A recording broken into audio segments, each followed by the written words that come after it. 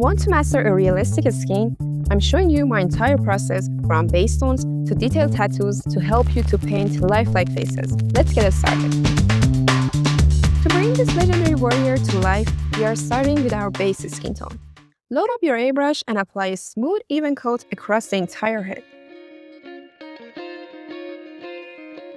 Now, let's start building up that realistic skin texture with a heavily diluted ochre wash. Apply it over the surface to let the warm tone settle into the details. Then, immediately tap the surface with a piece of sponge to break up solid lines. Next, we are preparing a red oxide wash. Brush it on to bring some of those natural warm reddish undertones to the skin.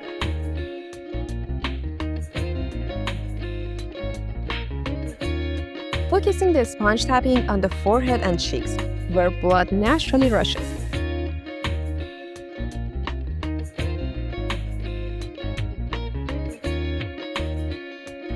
To add depth, we use mixture of sienna and alizarin wash across the face to create deeper tones. Then gently tap blend it out with your sponge.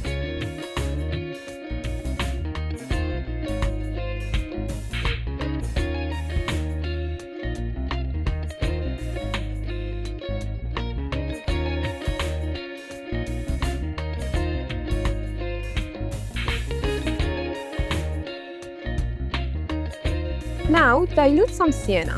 We are going to carefully paint the deep recessed lines around the eyes to create shadow. Apply it layer by layer, keeping the paint extremely thin and light.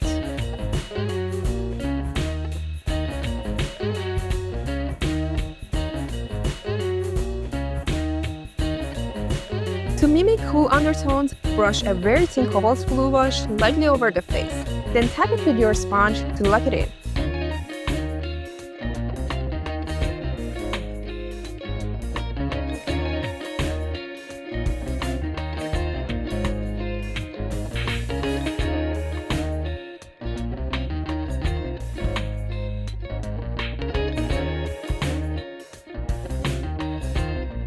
Now for the iconic part, the tattoos. Mix some skin-based color with Viridian green and black. First, map out the tattoo's placement using a highly diluted mixer. Glaze over the tattoo with a super thin layer of skin base. This makes the ink look like it's actually sitting under the skin. Soften the edges with your sponge to blend the skin and ink together.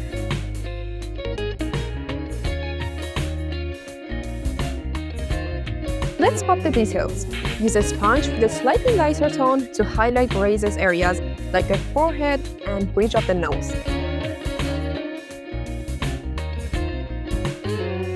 For the shaved side of the head, we are applying a wash of Viridian and Van Dyke. Brush the color on and immediately use your sponge to fade it out.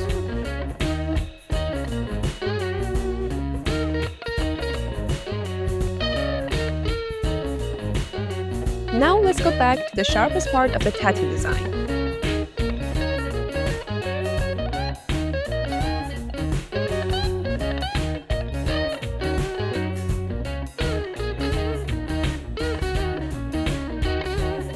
Finally, to give Ragnar his battle-hardened look, let's add some dirt. Apply dark washes with a brush, then quickly blend the edges so you don't get harsh water lines.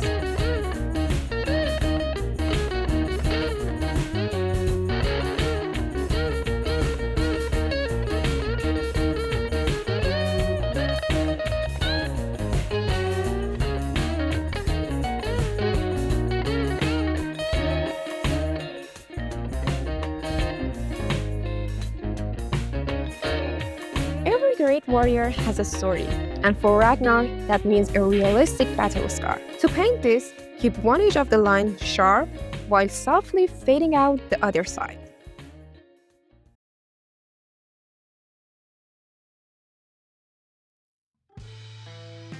Moving on to the lips. Apply a thin alizarin wash as our base, followed by a touch of red oxide wash for the depths and barbs. Blend the outer edges with some skin color so the center remains darker. And finish by defining the middle crease line with a dark umber color.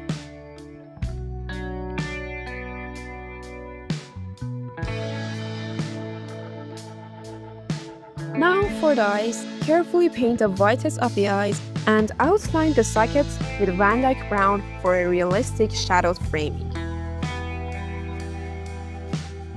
Paint the inner corner with a mix of alizarin and red oxide.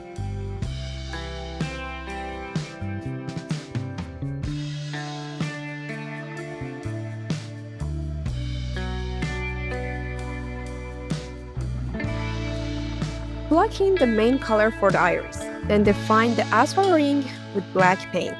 Place the pupil in the center and add a tiny dot of pure white for the light reflection.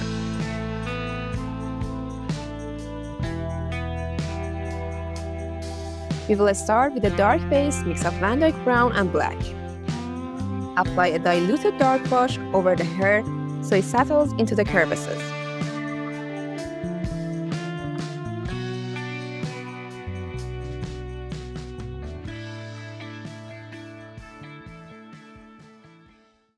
Use a slightly thicker, darker mix to shade the lower parts of the beard to create a natural gradient.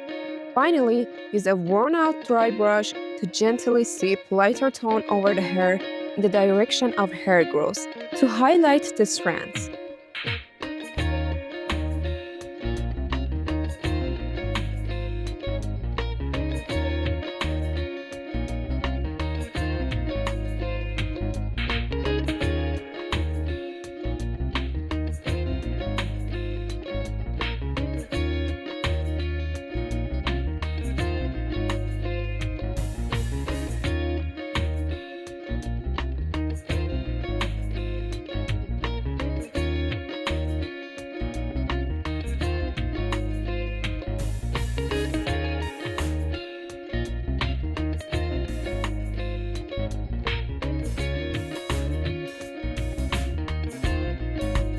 Now we mix our blood-like paint with clear UV gel nail polish and glossy top coat, then carefully brush it into the model.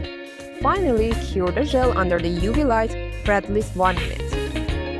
This cures it hard while keeping that wet, fresh blood gloss permanently.